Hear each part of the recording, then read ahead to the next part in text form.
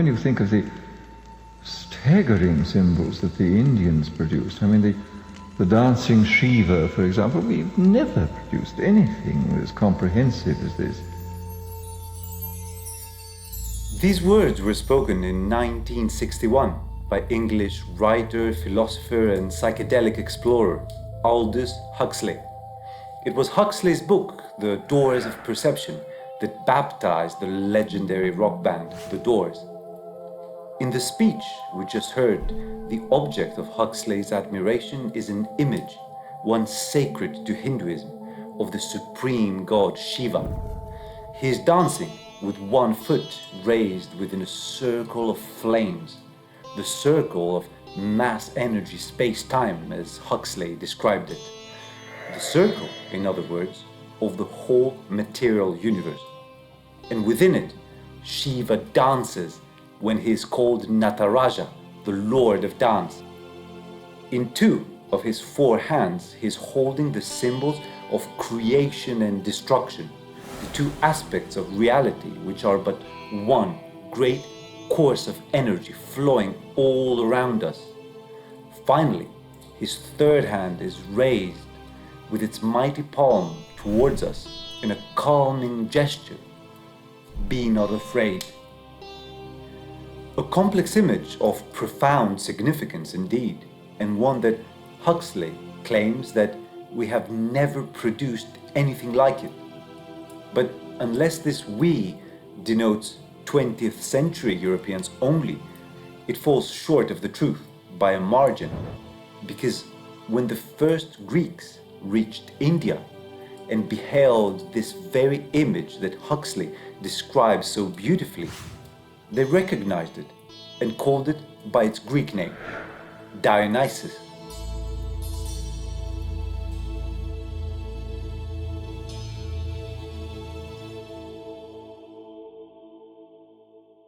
Huxley's description of Shiva came from an interview that he gave in London.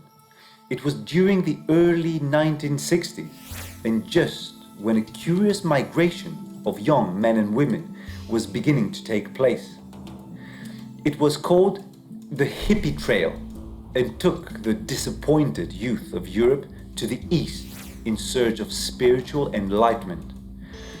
Crossing the continent, they would reach Turkey, the gates of Asia. From there, into Iran and through Afghanistan, falling into India, and from there, Nepal, their journey's ultimate end.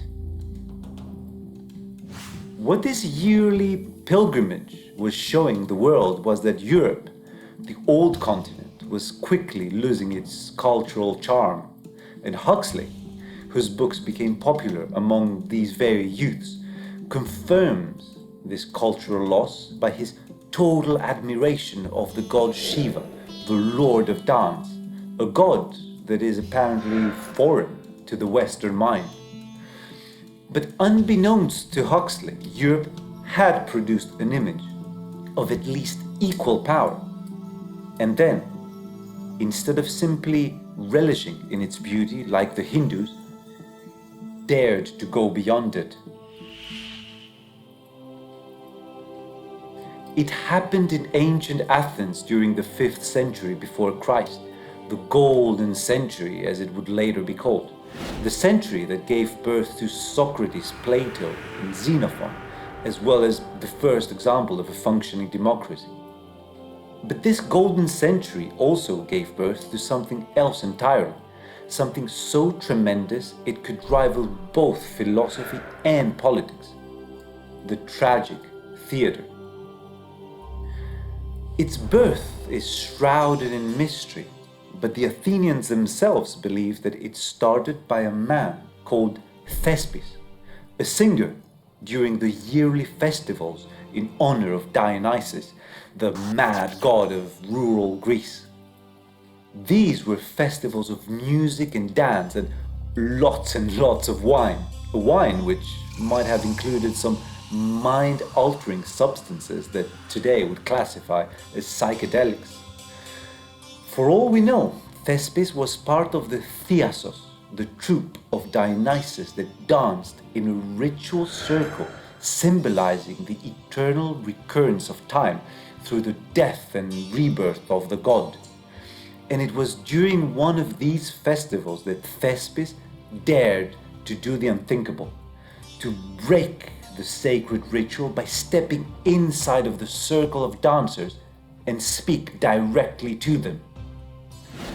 To this day, the Greek word for actor is hypokritis, meaning answerer, because what Thespis did was to reply to the chorus as an individual man, standing against the voice of eternity.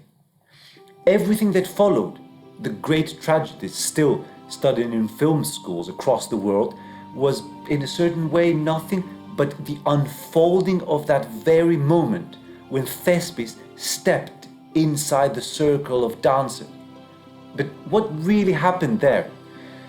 Well, the troupe of dancers, and much to Huxley's liking, were really representing Shiva, the Greek equivalent Dionysus, and the eternal flow of cosmic energy that passes through all living things, taking the shape of a tree there, or a bird over here, or the man standing in front of you today. And while both trees and men inevitably die, Shiva's hand reminds us that energy never does, but simply moves from one form to the other, or in the context of Hindu religion, one incarnation to the next. And yet, if we're truly honest with ourselves, we have to admit that for all this understanding, there is still something tragic to the idea that one day, we too are going to die. Which is exactly why, in order to accept this point of view entirely, Hindus and Greeks alike had to enter into ecstasy, which literally means standing outside of oneself, outside of the mortal being that is going towards death, and into the energy that will transcend it. This stepping out of oneself is what happened in the troupe of dancers that Thespis was a part of, but chose to come back into himself, into his mortality, standing not as an incarnation of the eternal energies, but as an individual, and responded back to eternity with the feelings of dread and horror that naturally arise from the realization that this life will soon end. That feeling took a name, tragedy, the goat's song, and was to become one of the most enduring cultural forms of the world. And so, right at this historical moment, a new art form was born, the tragic theater, from what the ego consciousness spoke back to eternity.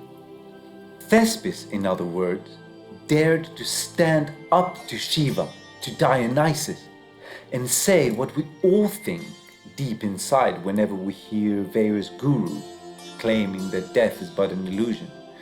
That yes, perhaps what you say is true, and yet I still think it's unfair to die, and I suffer all the same, not because I'm flawed, but simply because I'm human.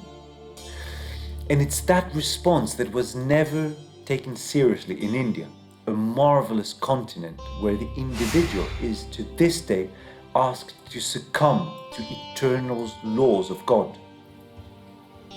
When the 60s counterculture of Europe brought so many young minds to India, one of the things they discovered was that these Shiva devotees were not really prepared to handle a fully fledged Western ego, one that had opinions about eternity, one that followed the way of Thespis. What these increasingly lost generations had forgotten, however, together with their great guiding spirits like Aldous Huxley, was that back in Athens a solution had been found, a balance between the two primary forces that work through our existence, our individuality and our half-conscious feeling that we belong to something beyond it. What the tragic theater did after Thespis first stepped to the center of the stage was to present a world where both the individual and the eternal could coexist for one brief moment before dissolving into each other. The feeling of the tragic comes from the realization that what Shiva Dionysus calls the flow of energy is what we individuals call death. And although we can fully grasp, at least in our best of times, Shiva's raised palm of contemplation, we can also beg to differ with the Hindus and prefer to talk back to eternity.